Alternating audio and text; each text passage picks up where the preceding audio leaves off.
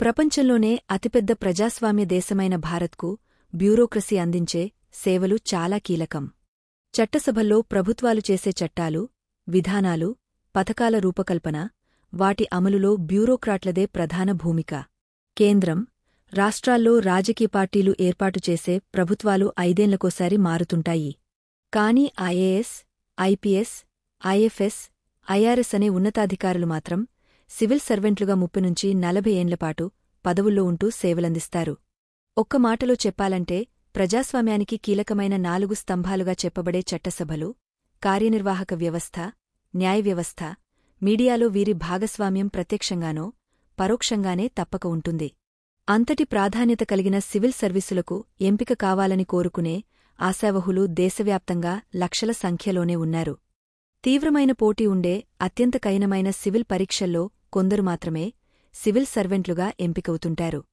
అయితే ఇలా ఎంపికవుతున్నవారిలో టెక్నోక్రాట్ల, engineering, science, medicine, technology ఆధిపత్యమే నడుస్తున్నది. చరిత్ర, రాజనీతి శాస్త్రం, ఆర్థికం, సామాజికాంశాలపై పట్టుండే హ్యుమానిటీస్ కోర్సు అభ్యర్థులు సివిల్ సర్వీసులకు తక్కువ సంఖ్యలో ఎంపికవుతున్నారు. ఒకప్పుడు బ్యూరోక్రసీలో వీరిదే ఆధిపత్యం.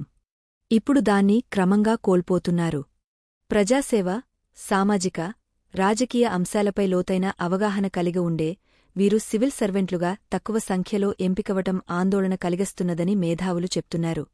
3/2 మంది ఇంజనీర్లే. 1980, 90లలో చరిత్ర, రాజకీయ శాస్త్రం, సామాజిక శాస్త్రం వంటి సబ్జెక్టులు యూపీఎస్సీ ర్యాంకుల్లో ఆధిపత్యం చలాయించాయి. కాని ఇప్పుడా పరిస్థితి కనబడటం లేదు. సివిల్ సర్వెంట్లుగా ఎంపికవుతున్నవారిలో మెజారిటీ వాటా టెక్నోక్రాట్లదే ఉన్నది. అందులోనూ 3/2 మంది ఇంజనీరింగ్ అభ్యర్థులే కావటం గమనార్హం. ఇటీవల పార్లమెంటరీ కమిటీ అసమతుల్యతను గుర్తించింది. ఈ మేరకు సంబంధిత స్టాండింగ్ కమిటీ రూపొందించిన నివేదికను విశ్లేషించింది. సివిల్ సర్వీసు పరీక్షల్లో సాంకేతిక నేపథ్యాల నుంచి అభ్యర్థుల ఆధిపత్యం పెరగటం, ఇతర విద్యా నేపథ్యాలను కలిగి ఉన్నవారి సంఖ్య తగ్గటంపై ఆందోళన వ్యక్తం చేసింది.